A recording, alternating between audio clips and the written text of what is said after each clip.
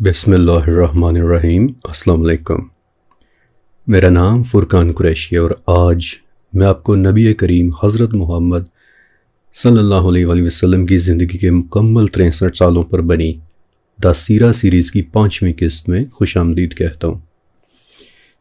پچھلی قسط کی ریلیز کے بعد مجھے آپ کی طرف سے بہت سارے کمنٹس، ای میلز اور میسیجز ملے، جنہیں پڑھ کر سچ کہوں تو خوشی بھی ہوتی ہے اور آپ کے ساتھ محبت میں اضافہ بھی ہوتا ہے۔ آپ نے مجھے بتایا کہ کس طرح پچھلی قسط دیکھ کر آپ خوش بھی ہوئے، لیکن آپ روئے بھی، آپ کے رونگٹے بھی کھڑے ہوئے اور آپ کے آنسو بھی آنکھوں میں اترے۔ آپ کو پتہ ہے کہ اس وقت یعنی ریکارڈنگ کے دوران میری توجہ بہت ساری جگہوں پر ہوتی ہے۔ ذہن میں وہ تمام باتیں چل رہی ہوتی ہیں کہ جو میں نے آپ کے ساتھ اس ایک قسط میں بیٹھ کر کرنی ہوتی ہیں۔ ان باتوں کے ریفرنسز ذہن میں چل رہے ہوتے ہیں، اس لیے ویڈیو میں شاید اتنا پتہ نہ چلے، لیکن آپ یقین کریں کہ جب میں اپنا ریسرچ ورک کر رہا ہوتا ہوں تو اس دوران میری اپنی حالت بھی کچھ ایسی ہوتی ہے، کبھی آنسو اور کبھی رونگٹے۔ اور آپ یقین کریں کہ مجھے ایک فیملی ممبر کا کمنٹ یاد آ گیا کہ جس نے کہا تھا کہ فرقان بھائی، ابھی تو آپ نے نبی علیہ السلام کی صرف پیدائش کے واقعات بیان کیے ہیں، تو مجھے ان کی نبوت کا دل سے یقین آ گیا۔ اور یہ کمنٹ پڑھ کر مجھے بہت اچھا لگا اور میں تھوڑا سا حیران بھی ہوا کہ کیا واقعی اللہ تعالیٰ مجھ سے اتنا خوبصورت کام لے رہا ہے۔ اور آپ یقین کریں کہ میں ہر روز فجر کے بعد اس سیریز کی اپنی اور آپ کی حفاظت کے لیے دعا مانگتا ہوں۔ ہاں، ایک چیز اور کہ میرے بس میں ہوتا کہ آپ کے ایک ایک کمنٹ، ایک ایک میسج اور ای میل کا جواب دیتا، لیکن اس وقت سیرت النبی سیریز نے مجھے اتنا بزی رکھا ہوا ہے کہ اب تو جو میں لیٹ نائٹ پوسٹس کیا کرتا تھا کہ جس میں ہر مرتبہ آپ کے ساتھ میں کوئی نہ کوئی نیا واقعہ ضرور شیئر کرتا تھا، آج کل تو وہ پوسٹس بھی نہیں کر پا رہا، and I do miss that. لیکن کوئی بات نہیں، انشاءاللہ ایک مرتبہ میری سیرہ سیریز کمپلیٹ ہو جائے تو یہ اس چینل کا سب سے خوبصورت پروجیکٹ ہوگا۔ ہاں، ایک چیز اور ہے کہ جو میں آپ کے ساتھ ضرور شیئر کرنا چاہوں گا کہ سیرت النبی ایک بہت بڑا پروجیکٹ ہے اور چاہتے نہ چاہتے مجھے کچھ نہ کچھ ڈیٹیلز اس میں سے نکالنی پڑ جاتی ہیں، ورنہ تو یہ ایک ایک واقعہ پوری قسط لے لے گا۔ مثال کے طور پر آپ کو یاد ہوگا کہ پچھلی قسط کے اندر میں نے آپ کو ابرہ اور اس کے ہاتھیوں والا واقعہ سنایا تھا کہ جن پر ابابیلوں کے ایک جھنڈ نے حملہ کر دیا تھا۔ 1 منٹ کے لیے رکیں اور ذرا امیجن کریں کہ وہ ابابیلیں کیسی ہوں گی۔ یہ واقعہ تقریباً ہم سبھی نے اپنے اپنے بچپن سے سن رکھا ہے اور ہمیشہ ہمارے ذہن میں ایک یہی امیج بنتا تھا کہ چھوٹے چھوٹے معصوم پرندے آئے ہوں گے، وہ چھوٹی چھوٹی کنکریاں لائے ہوں گے اور انہوں نے ان کنکریوں کے ساتھ ہاتھیوں کو مار بھگایا ہوگا، رائٹ؟ اپنے انٹرویوز کے دوران مجھے اندازہ ہوا تھا کہ زیادہ تر لوگ ایسا ہی سوچتے ہیں، لیکن لیٹ می ٹیل یو کہ صرف ان ابابیلوں پر ہی اتنی حیران کن ڈیٹیلز موجود ہیں کہ آپ شاکڈ رہ جائیں گے۔ مثلا امام بہقی رحمۃ اللہ علیہ فرماتے ہیں، اور آپ نے ان کے الفاظ پر غور کرنا ہے، کہتے ہیں کہ میرے پاس ایک طویل قصہ موجود ہے کہ جس کے راوی بھی ٹھیک ہیں، لیکن قصہ بہت عجیب ہے کہ وہ پرندے ایسے تھے کہ جو اوپر سے تو پرندے تھے لیکن نیچے سے ان کے پنجے کتوں کے پنجوں کی طرح تھے، اور وہ پنجے اس طرح تھے کہ جیسے کسی نے انہیں سفید کیا ہوا ہو، اور جو پتھر انہوں نے اٹھائے ہوئے تھے وہ پتھر بھی کوئی عام پتھر نہیں تھے بلکہ کٹ ڈائمنڈ کی طرح کے پتھر تھے کہ جیسے کسی نے انہیں تراشا ہوا ہو۔ اور جب وہ پرندے پتھر پھینکتے تو ان کے حلق سے ایک عجیب اور خاص قسم کی تیز چیخ نکلا کرتی تھی۔ اب مجھے بتائیں کہ آپ کے ذہن میں کیا امیج بنتا ہے؟ پھر ایک اور روایت کہ جو حسین عکرمہ سمیت ہر بڑے راوی سے ملتی ہے کہ وہ پرندے سمندر سے آئے تھے، نہ اس سے پہلے وہ پرندے کبھی اس دنیا میں آئے اور نہ ہی کبھی اس کے بعد آئے، اور وہ پرندے کم جبکہ درندے زیادہ لگ رہے تھے۔ آپ ساتھ ساتھ امیجن کر رہے ہیں؟ اور ابابیلوں والی تقریباً ہر روایت میں سمندر کا ذکر بالخصوص آتا ہے کہ جو بڑی ہی عجیب بات ہے، کیونکہ مکہ کے لوگ ڈائریکشنز کو نارملی اس طرح سے تو بیان کرتے ہی نہیں تھے بلکہ مشرق اور مغرب کی ایسوسییشن کے ساتھ بیان کرتے تھے، یعنی کوئی چیز مشرق کی طرف سے آئی یا مغرب کی طرف سے۔ اور ویسے بھی سمندر مکہ سے 75 کلومیٹرز دور ہے، اور وہاں سے نظر بھی نہیں آتا، تو یہاں پہ کون سے سمندر کی بات ہو رہی ہے؟ اس راز تک پہنچنے کے لیے مجھے آپ کو آسمان کے ان دروازوں کے متعلق بتانا پڑے گا کہ جو پانیوں کے سمندروں سے بھرے ہوئے ہیں۔ ان کے سفید پنجوں کے حوالے سے ایک بڑی ہی زبردست انفارمیشن دینی ہوگی ود ڈیٹیلز، کہ جو گدھوں یعنی ولچرز سے متعلق ہیں، اور یوں صرف ان ابابیلوں پر ہی ہو سکتا تھا کہ پوری قسط لگ جاتی۔ لہٰذا چاہتے نہ چاہتے مجھے بہت ساری انفارمیشن لمیٹڈ کرنی پڑتی ہے، محدود کرنی پڑتی ہے، کیونکہ یہ بھی سچ ہے کہ ہر ویور پھر اتنی ڈیٹیلز اور اتنی گہرائی میں جانا پسند بھی نہیں کرتا۔ لیکن پھر بھی اللہ کا شکر ہے کہ اس نے مجھے اس عظیم پروجیکٹ پر کام کرنے کی ہمت دی، اور آپ سب کا بھی شکریہ کہ آپ یہاں آتے ہیں، اپنا وقت نکالتے ہیں، سنتے ہیں، سیکھتے ہیں، اور ان فیملی ممبرز کا بالخصوص شکریہ کہ جو پھر سپورٹ بھی کرتے ہیں۔ یقین کریں کہ آپ کی سپورٹ کے بغیر اتنی گہرائی سے کام کر پانا میرے لیے شاید بہت مشکل ہوتا۔ اوکے، اب چلتے ہیں آج کی قصے کی طرف، اور آج میں نے آپ کے ساتھ نبی علیہ السلام کی پیدائش سے لے کر آپ علیہ السلام کی والدہ کی وفات تک کے واقعات شیئر کرنے ہیں۔ اور آج ایک بار پھر سے میں آپ کو بتا دوں کہ آخری واقعہ سننے کے بعد آپ کی آنکھوں کے آنسوؤں نے رکنا نہیں ہے۔ پچھلی قسط تک ہم نے دیکھا کہ نبی علیہ السلام کی پیدائش کی رات مکہ اور پوری دنیا میں کیا کیا واقعات رپورٹ ہوئے تھے، لیکن آج کی قسط نبی علیہ السلام کی پیدائش کے بعد کے واقعات کے متعلق ہوگی۔ رسول اللہ صلی اللہ علیہ وسلم کی پیدائش کے وقت مکہ میں ایک رواج ہوا کرتا تھا کہ لوگ اپنے نومولود دودھ پیتے بچوں کو مکہ سے باہر کسی گاؤں یا صاف ستھرے کم آبادی والے علاقے میں بھیج دیا کرتے تھے،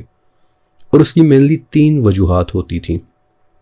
ایک تو یہ کہ بچہ گاؤں کی صاف آب و ہوا میں رہے گا، دوسرا یہ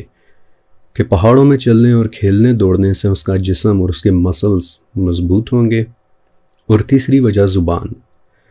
اگر بچہ گاؤں میں پرورش پائے گا تو خالص، ٹھوس اور اوریجنل عربی سیکھ کر واپس آئے گا، کہ جس پر آفٹر آل عربز کو بہت زیادہ فخر ہوا کرتا تھا۔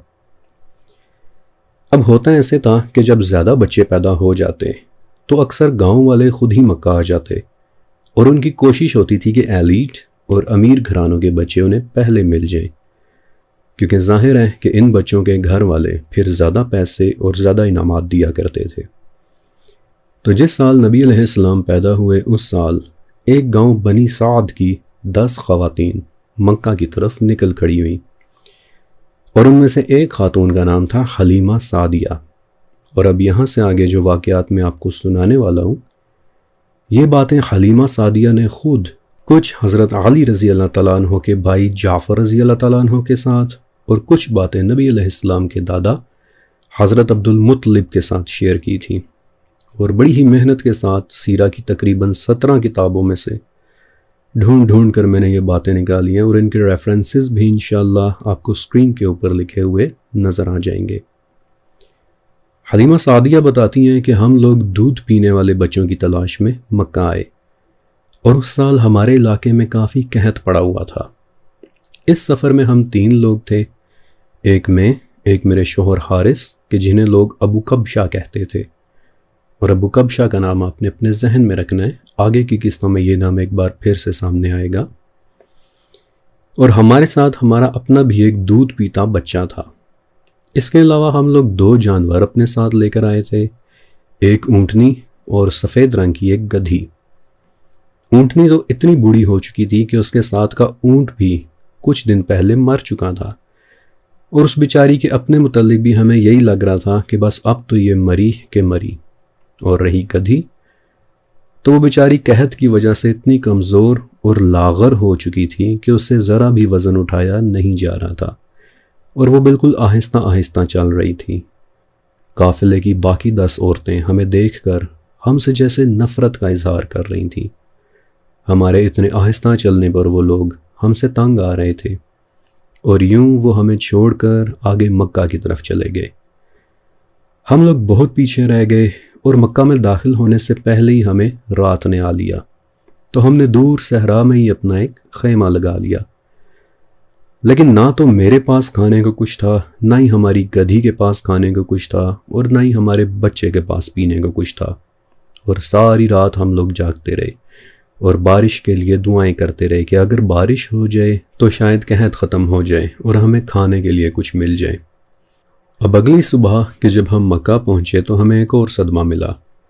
اور وہ یہ کہ تمام اچھے بڑے اور شریف گھرانوں کے بچوں کو میرے ساتھ آئی عورتیں اپنے لیے لے چکی تھیں۔ میں اور ابو کبشہ بہت اداس ہوئے اور ہم نے لوگوں سے پوچھا کہ کیا مکہ میں ایک بھی ایسا بچہ نہیں بچا کہ جسے ہم لے جائیں؟ تو کسی نے ہمیں بتایا کہ ہاں ایک بچہ ہے تو صحیح، لیکن اس کے والد فوت ہو چکے ہیں اور اس کی والدہ سے تمہیں شاید کوئی خاص انعام وغیرہ نہیں ملے گا،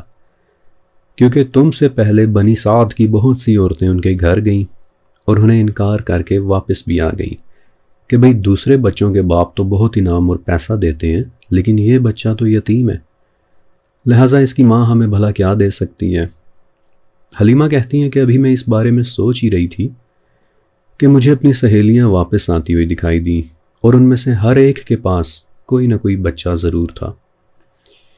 تو مجھے شرمندگی سی محسوس ہونے لگی اور میں نے اپنے شوہر ابو کبشہ کو کہا کہ مجھے بالکل اچھا نہیں لگ رہا کہ میں اپنی سہیلیوں کے ساتھ آؤں اور بالکل خالی ہاتھ ہی واپس چلی جاؤں، لہٰذا میں اس یتیم بچے کے گھر جاتی ہوں اور اسے لے آتی ہوں۔ ہو سکتا ہے کہ وہ لوگ ہمیں کچھ نہ کچھ پیشگی یعنی ایڈوانس تو دے ہی دیں کہ جس سے پھر ہم اپنے گھر اور اپنے جانوروں کے لیے کھانے کا کچھ سامان خرید لیں۔ تو ابو کبشہ بولے کہ ٹھیک ہے، تمہاری مرضی، مجھے کوئی اعتراض نہیں۔ چنانچہ میں اس بچے کے گھر چلی گئی کہ جس کا نام لوگوں نے مجھے محمد بتایا تھا، اور سچ تو یہ ہے کہ میں وہاں اس لیے گئی تھی کیونکہ مجھے کوئی اور بچہ مل ہی نہیں رہا تھا۔ لیکن جب میں اس بچے کی ماں یعنی آمنہ کے پاس پہنچی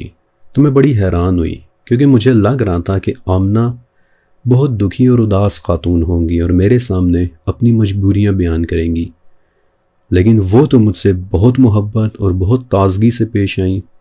اور جو ایڈوانس انہوں نے مجھے دیا وہ تو میرے اندازے سے بھی کئی گنا زیادہ تھا۔ لیکن اصل دھچکا مجھے تب لگا کہ جب آمنہ نے اپنا بچہ میری گود میں دیا۔ حلیمہ کہتی ہیں کہ جب محمد میرے پاس آئے تو وہ ایک سفید کپڑے میں لپٹے ہوئے تھے،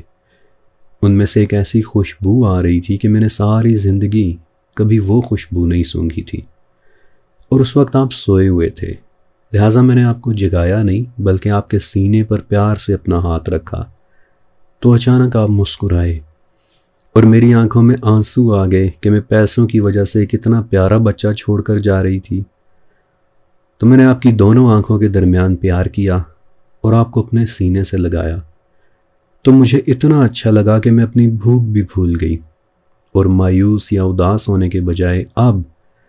میں خود کو اپنی سہیلیوں کی نسبت کہیں زیادہ خوش قسمت محسوس کر رہی تھی۔ میں سوچ رہی تھی کہ حالانکہ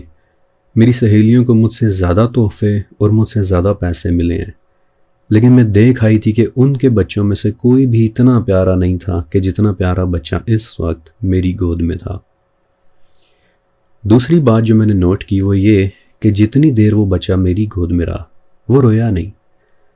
جبکہ باہر سے میں یہ دیکھ کر آ رہی تھی کہ ان عورتوں کے پاس موجود بچے روئے چلے جا رہے تھے۔ پھر کچھ ضروری باتوں کے بعد میں نے آمنہ اور عبد المطلب سے اجازت طلب کی اور باہر نکل گئی۔ جب میں باہر آئی اور میرے شوہر ابو کبشہ نے محمد کو دیکھا تو اس وقت تک محمد جاگ چکے تھے، تو ابو کبشہ بولے کہ حلیمہ، یہ تو مجھے کسی بڑے گھر کا شہزادہ لگتا ہے، یہ تمہیں کہاں سے مل گیا؟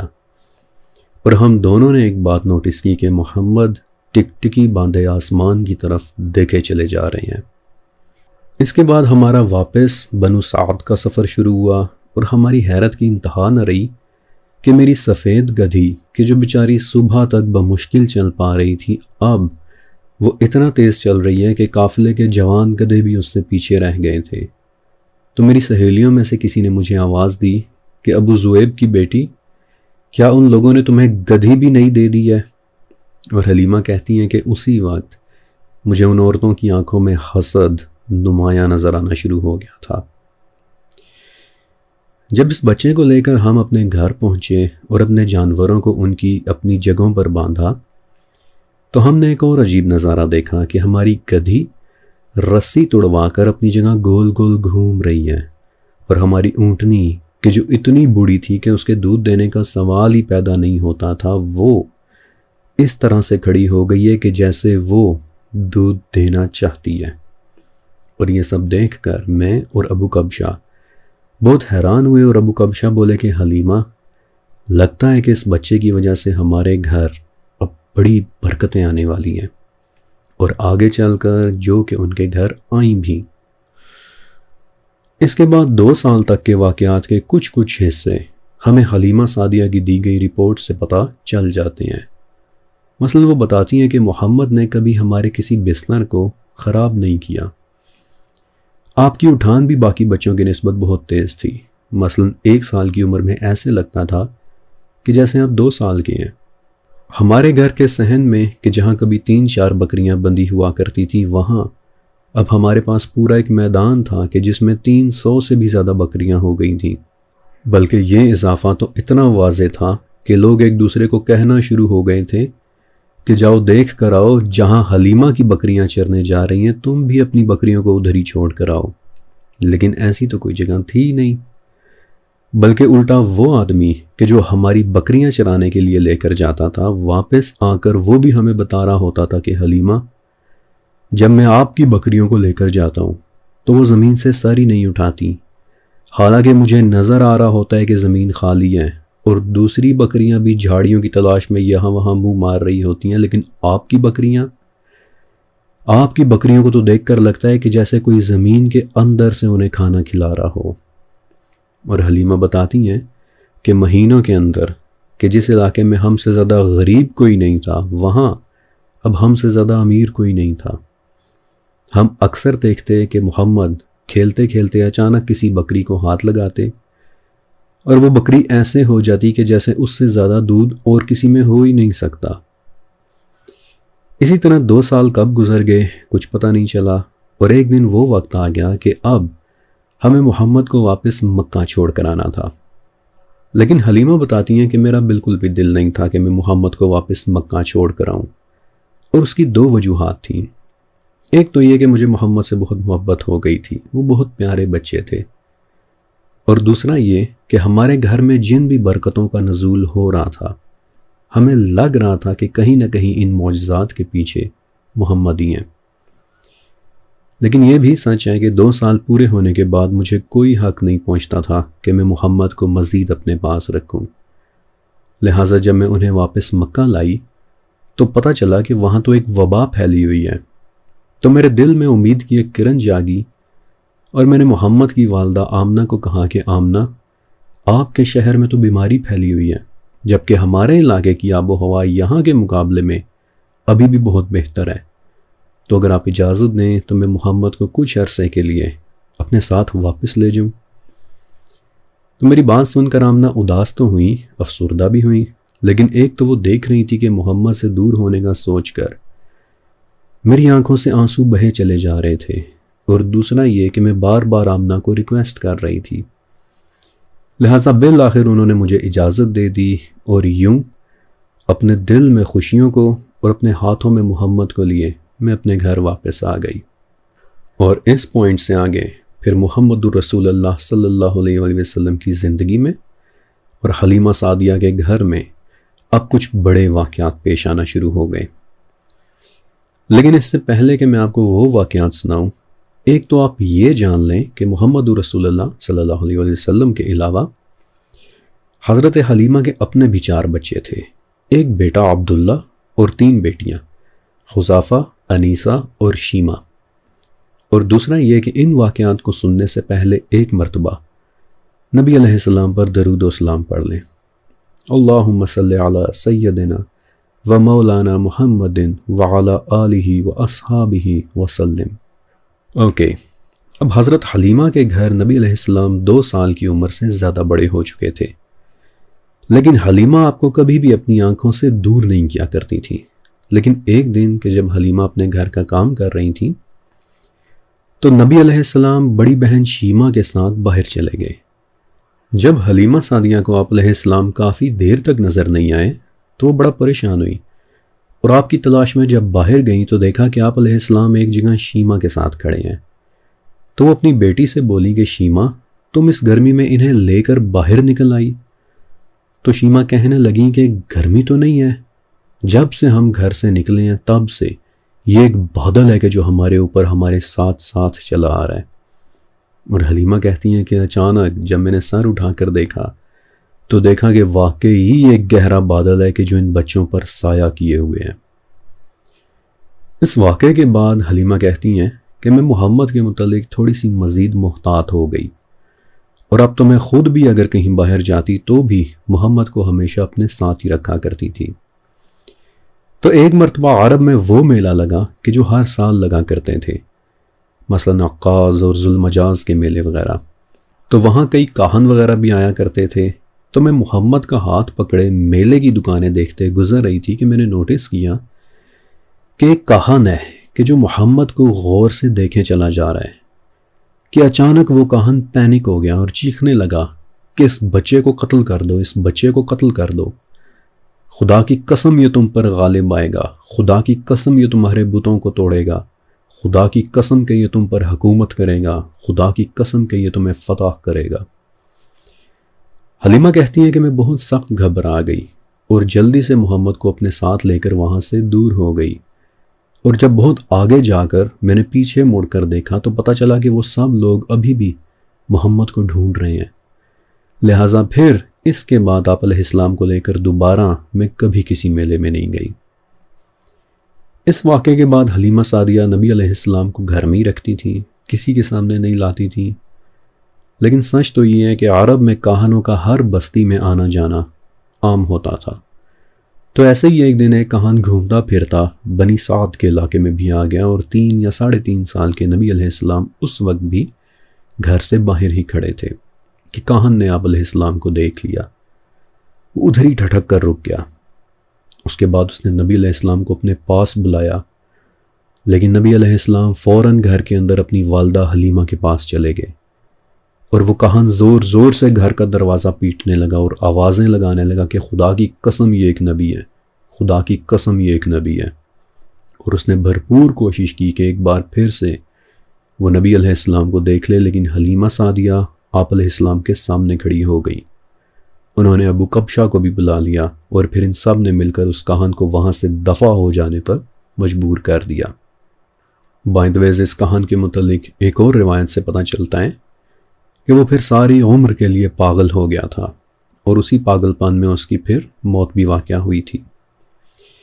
اب یہ تو ایک کہان تھا، لیکن بعض اوقات دوسرے مذاہب کے کچھ علماء بھی اپنے سفر کے دوران اس علاقے سے گزر کر آگے مکہ، مدینہ اور شام وغیرہ جایا کرتے تھے۔ تو ایسے ہی ایک مرتبہ یہودی علماء کا ایک قافلہ بنو سعد کے علاقے سے گزرا، تو کچھ دیر آرام کرنے کے لیے وہ لوگ وہاں ایک مکان میں ٹھہر گئے۔ گاؤں کے لوگوں نے ان کے لیے کھانے کا بندوبست کیا، ان سے ملنے، ان سے سوالات پوچھنے ان کے گھر گئے، یہ سوچ کر کہ یہ پڑھے لکھے اور علم والے لوگ ہیں۔ تو حلیمہ کہتی ہیں کہ میرا بھی دل کیا کہ ان علماء سے محمد کے متعلق بھی پوچھوں کہ آخر آئے روز یہ کہان کیوں محمد کے متعلق اس طرح کی باتیں کرتے ہیں۔ تو میں اور ابو کبشہ محمد کو اپنے ساتھ لے کر علماء سے ملنے ان کے گھر چلے گئے۔ تو وہ لوگ محمد کو بہت غور سے دیکھنے لگے، آپس میں کچھ باتیں کرنے لگے۔ تو میں تھوڑا سا پریشان ہو گئی کہ شاید کوئی مسئلہ ہو گیا ہے۔ تو اچانک انہوں نے مجھ سے پوچھا کہ کیا یہ بچہ یتیم ہے؟ اب حقیقت تو یہی تھی کہ نبی علیہ السلام کے والد فوت ہو چکے تھے، لیکن اللہ کی رحمت و دائی حلیمہ پر انہوں نے فوراً رسول اللہ کے سر پر ہاتھ رکھ دیا اور بولی کہ نہیں، یہ میرا بیٹا ہے اور ابو کبشہ اس کے والد ہیں۔ تو یہودی فوراً خاموش ہو گئے کیونکہ وہاں اور بھی لوگ بیٹھے ہوئے تھے، اور پھر آہستگی سے بولے کہ حلیمہ، اگر یہ بچہ یتیم ہوتا تو ہم اس کو نہ چھوڑتے۔ اور اس واقعے کے بعد پھر حلیمہ سعدیہ کبھی بھی نبی علیہ السلام کو کسی کے بھی گھر یا کسی کے بھی پاس لے کر نہیں گئی تھیں، لیکن انہیں یہ علم نہیں تھا کہ سب سے بڑا واقعہ تو نبی علیہ السلام کے ساتھ ہونا ابھی باقی ہے۔ ہوا یوں، حلیمہ سعدیہ بتاتی ہیں کہ جب نبی علیہ السلام تھوڑے سے بڑے ہوئے، تقریباً 4 سال کی عمر میں، تو ایک دن اپنے بھائی اور بہنوں کو باہر جاتے دیکھ کر پوچھا کہ امی، یہ عبداللہ، انیسہ اور شیما یہ سب کہاں جا رہے ہیں؟ تو میں نے کہا کہ میرے بیٹے، میری روح آپ پر قربان ہو، ہماری جو بکریاں ہیں نا یہ انہیں چرانے کے لیے لے کر جاتے ہیں۔ تو آپ علیہ السلام کی آنکھوں میں آنسو آ گئے اور آپ بولے کہ تو پھر یہ مجھے ساتھ لے کر کیوں نہیں جاتے؟ تو حلیمہ کہتی ہیں کہ میں نے پوچھا کہ کیا آپ ان کے ساتھ جانا چاہتے ہیں؟ تو نبی علیہ السلام نے ہاں میں سر ہلایا۔ تو میں نے کہا کہ ٹھیک ہے، کوئی بات نہیں، کل جب یہ لوگ جائیں تو آپ بھی ان کے ساتھ چلے جانا۔ تو اگلی صبح میں نے محمد کو تیار کر کے اپنے بچوں کے ساتھ باہر بھیج دیا، لیکن ابھی دن ہی کا وقت تھا کہ اچانک میرا بیٹا بھاگتا بھاگتا گھر آیا اور بولا کہ کسی نے محمد کو مار دیا ہے۔ ہم لوگ پہاڑی پر تھے، کھیل رہے تھے کہ دو بڑے بڑے سفید پرندے آئے اور انہوں نے محمد کا سینہ چاک کر دیا اور اب وہ پہاڑی کے اوپر لیٹے ہوئے ہیں۔ میں ان سے بات کر رہا ہوں لیکن وہ کوئی جواب نہیں دے رہے۔ حلیمہ کہتی ہیں کہ جب میں نے یہ سنا تو میرے تو پیروں تلے زمین ہی نکل گئی۔ میں اور ابو کبشہ بھاگے بھاگے وہاں پہنچے تو دیکھا کہ محمد وہاں کھڑے ہوئے ہیں۔ آپ کے چہرے کا رنگ بدلا ہوا ہے، آپ پریشان بھی نظر آ رہے ہیں، لیکن آپ ٹکٹکی باندھے آسمان کی طرف دیکھے چلے جا رہے ہیں۔ میں ابو کبشہ سے بھی پہلے تیزی کے ساتھ بھاگتی بھاگتی محمد تک پہنچی، انہیں اپنی گود میں لیا، ان کی آنکھوں کے درمیان اور ان کے ماتھے پر بوسہ دیا اور بولی کہ میری روح آپ پر قربان، کیا آپ کو کسی نے ڈرایا ہے؟ تو نبی علیہ السلام بولے کہ آسمان سے دو بڑے بڑے پرندے آئے تھے کہ جو آدمیوں کی طرح تھے، ان میں سے ایک کے ہاتھوں میں سبز رنگ کا ایک بڑا سا تھال تھا کہ جس میں برف والا ٹھنڈا اور خوشبودار پانی تھا۔ پھر انہوں نے میرے سینے میں سے کچھ نکالا، پھر اسے دھویا اور پھر اسے دوبارہ واپس رکھ دیا اور میرے سینے کو پھر سے سی دیا۔ میں ابھی بھی اپنے سینے میں اس کی ٹھنڈک محسوس کر رہا ہوں۔ پھر ان میں سے ایک مجھ پر جھکا اور میرے سر پر بوسہ دیا اور آنکھوں کے درمیان بھی، اور بولا کہ اے اللہ کے پیارے، ڈریے مت، اگر آپ کو پتہ چل جائے کہ آپ کے ساتھ کیا بھلائی ہونے والی ہے تو آپ کی آنکھیں ٹھنڈی ہو جائیں۔ اور پھر وہ مجھے اسی جگہ چھوڑ کر آسمان پر واپس چلے گئے۔ اگر آپ کہیں تو میں آپ کو ان کے واپس جانے کی جگہ بھی دکھا سکتا ہوں۔ حلیمہ بتاتی ہیں کہ یہ باتیں سن کر تو جیسے ہم سکتے میں آ گئے، اور ابو کبشہ بولے کہ حلیمہ، اس سے پہلے کہ کوئی بڑا واقعہ ہو جائے تم محمد کو واپس مکہ چھوڑو۔ یہ نبی علیہ السلام کا سب سے پہلا شک صدر تھا کہ جب آسمان سے حضرت جبرائیل علیہ السلام اور میکائیل علیہ السلام آئے تھے اور انہوں نے نبی علیہ السلام کے دل کو دھویا تھا، اور یہ حضرت جبرائیل علیہ السلام تھے کہ جنہوں نے جھک کر نبی علیہ السلام کے پیارے چہرے پر بوسہ دیا تھا۔ بہت محبت محسوس ہوتی ہے حضرت جبرائیل علیہ السلام سے۔ اس واقعے کے بعد اگرچہ حضرت حلیمہ کا بالکل دل نہیں تھا کہ وہ رسول اللہ صلی اللہ علیہ وسلم کو واپس مکہ لے کر جائیں، لیکن بتاتی ہیں کہ پھر ہمارے گھر میں ہر روز یہی ٹاپک زیر بحث آنے لگا۔ ہر روز میرے شوہر کہتے کہ محمد کو واپس مکہ چھوڑو۔ مجھے لگتا ہے کہ ان پر شاید کسی قسم کے کوئی اثرات ہو گئے ہیں۔ اس سے پہلے کہ کوئی بڑی بات ہو جائے تم انہیں واپس مکہ چھوڑاؤ۔ تو روز روز کی اس گفتگو کے بعد میں نے فیصلہ کیا کہ ٹھیک ہے، ہم محمد کو واپس مکہ چھوڑاتے ہیں، لیکن اس واقعے کے بعد ہم نے ایک چیز بہت کلیئرلی محسوس کی، اور اللہ جانتا ہے کہ ہم سب نے محسوس کیا کہ اب ہم محمد کو جہاں کہیں لے کر جائیں وہاں سے نہ ختم ہونے والی ایک خوشبو آنے لگ جاتی ہے۔ اس دن کے بعد سے ہمارے گھر کا کونا کونا مہکنے لگ گیا تھا۔ لیکن بہرحال اپنے شوہر کے بار بار کہنے پر میں نے محمد کو واپس مکہ چھوڑانے کا فیصلہ کیا، اور ایک دن میں نے محمد کو اپنے ساتھ سواری پر آگے بٹھایا اور ایک اور کاروان کے ساتھ ہم لوگ مکہ کی طرف چل دیے۔ اب اپنے سفر کے دوران ہم لوگ ایک وادی سے بھی گزرے کہ جس کا نام سرر تھا، تو وہاں سے کچھ حبشی لوگ بھی ہمارے کاروان کے ساتھ ہو لیے۔ جب ان حبشیوں نے محمد کو دیکھا تو مجھ سے پوچھنے لگے کہ کیا اس بچے کی آنکھیں خراب ہیں؟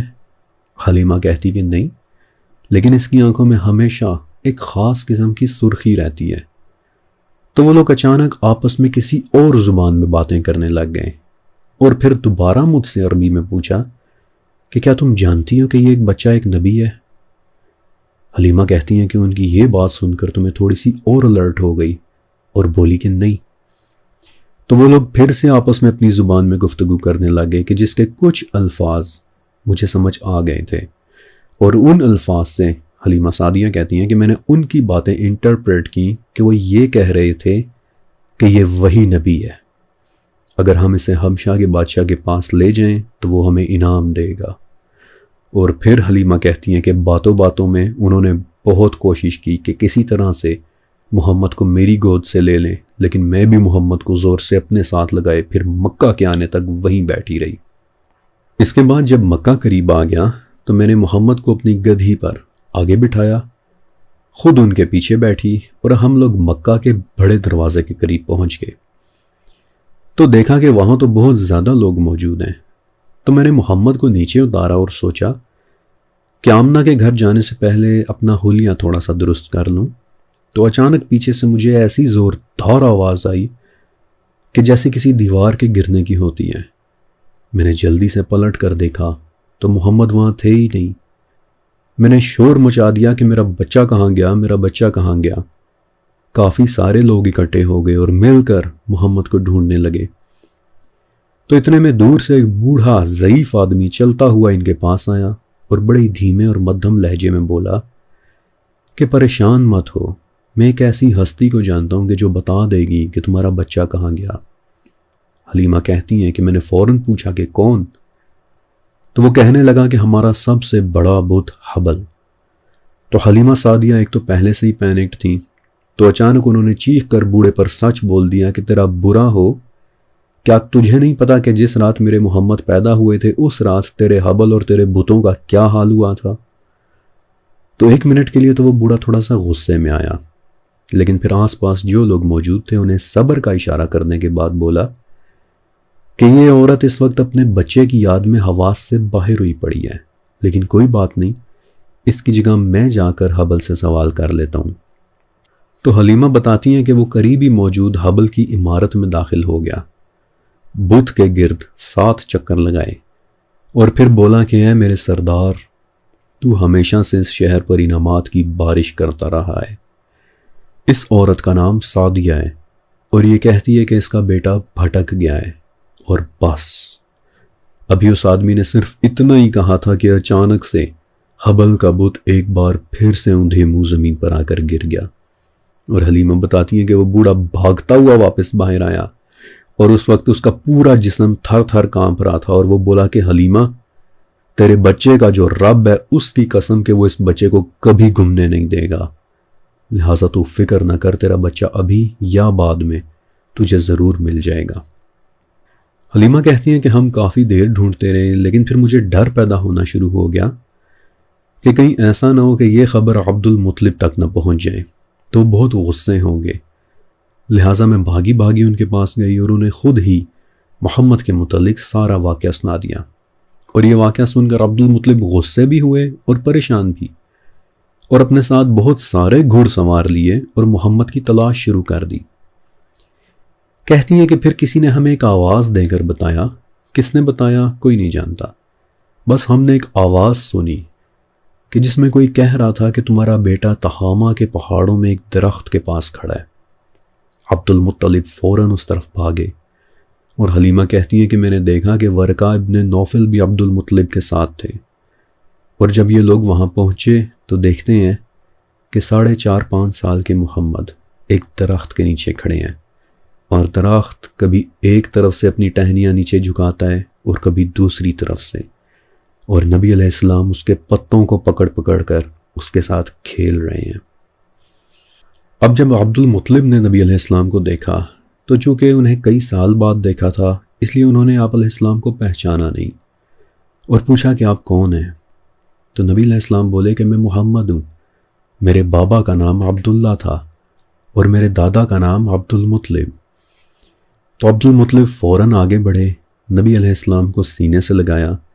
اور پھوٹ پھوٹ کر رونے لگے اور کہنے لگے کہ میری جان آپ پر فدا ہو،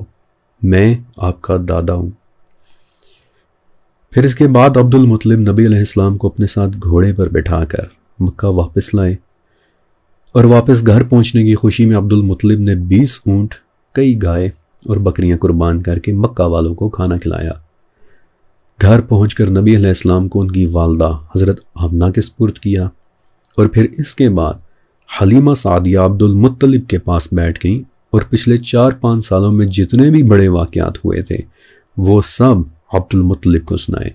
اور یہ وہ واقعات ہیں کہ جو سیرہ کی تقریباً 17 کتابوں سے اکٹھا کر کے اب میں آپ کو سنا رہا ہوں۔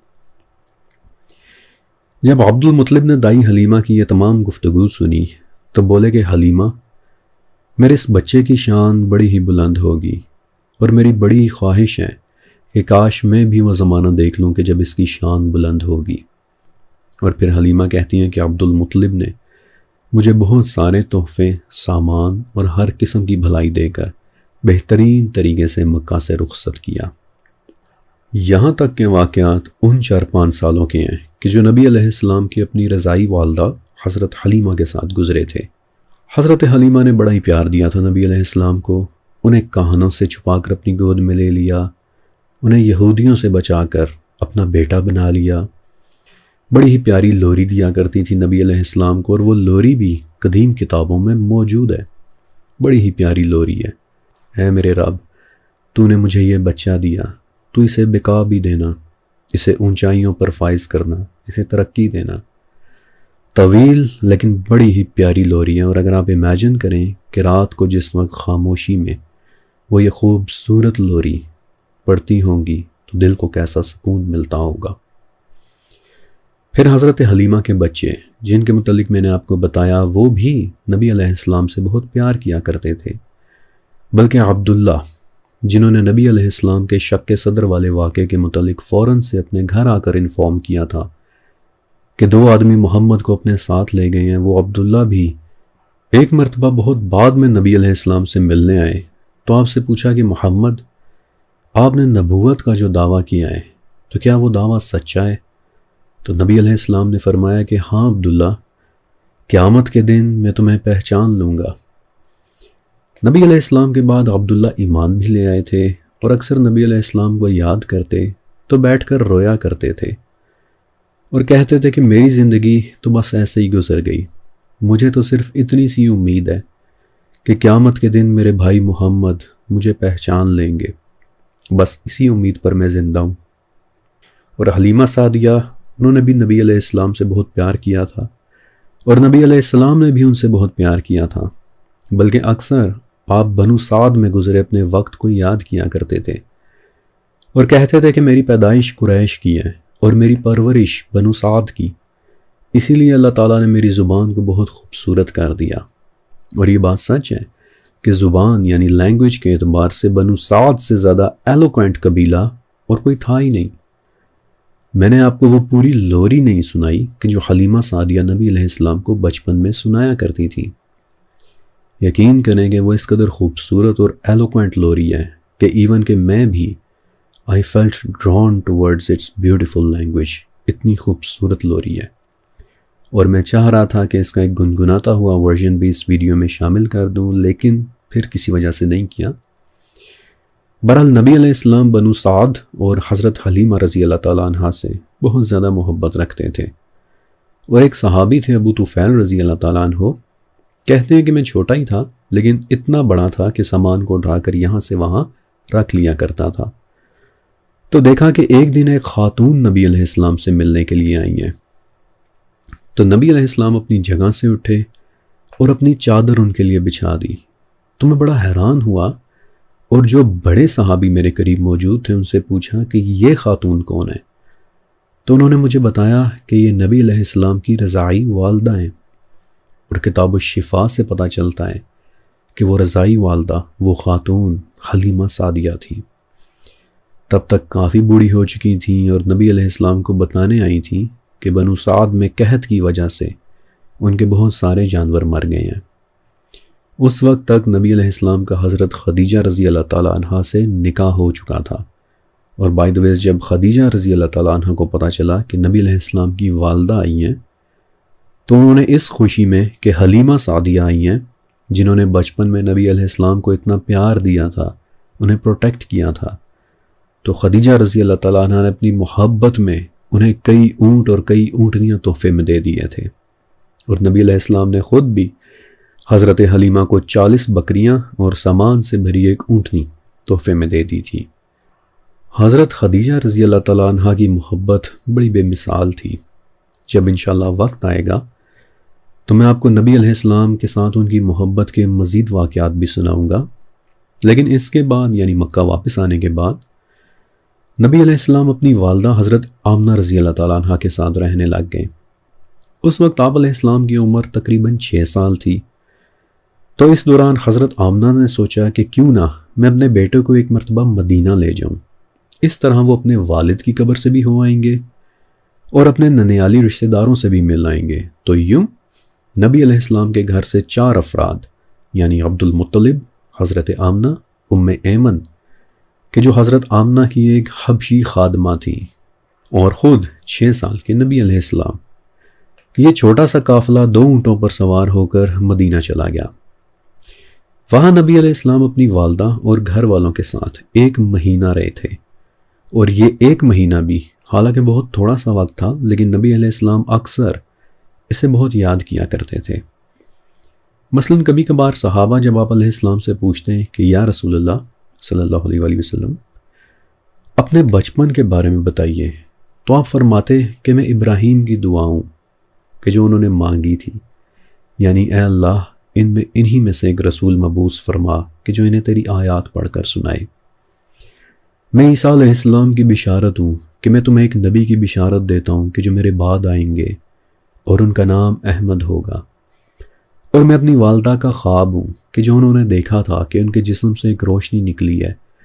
کہ جس میں شام کے محلات روشن ہو گئے ہیں۔ اور پھر آپ صلی اللہ علیہ وسلم صحابہ کرام کو مدینہ کی وہ جگہیں دکھایا کرتے تھے کہ جو بچپن میں آپ کو آپ کی والدہ نے دکھائی تھیں۔ مثلا ایک مرتبہ آپ علیہ السلام نے مدینہ میں بنو عدی بن نجار کا قلعہ دیکھا تو اسے پہچان لیا اور اپنے صحابہ کو بتایا کہ میری والدہ نے مجھے یہ قلعہ دکھایا تھا۔ پھر مدینہ میں ایک گھر دیکھا، اسے بھی پہچان لیا اور فرمایا کہ اس اوتم یعنی اس محل کے قریب میں انصار کی ایک بچی انیسا کے ساتھ کھیلا کرتا تھا، اور اپنے ننیالی بچوں کے ساتھ مل کر ہم یہاں چڑیا اڑایا کرتے تھے کہ جو اس اوتم پر آ کر بیٹھا کرتی تھی، ہم ان پرندوں کے ساتھ کھیلا کرتے تھے۔ پھر ایک گھر کو دیکھ کر فرمایا کہ یہاں میں اور میری والدہ آ کر ٹھہرے تھے۔ پھر ایک گھر کو دیکھا تو بتایا کہ یہاں میں نے تیراکی سیکھی تھی۔ پھر ایک واقعہ اور بھی سنایا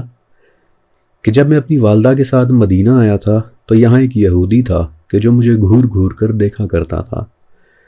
اور ایک دن وہ مجھے ایسے مل گیا کہ میرے ساتھ اور کوئی بھی نہیں تھا،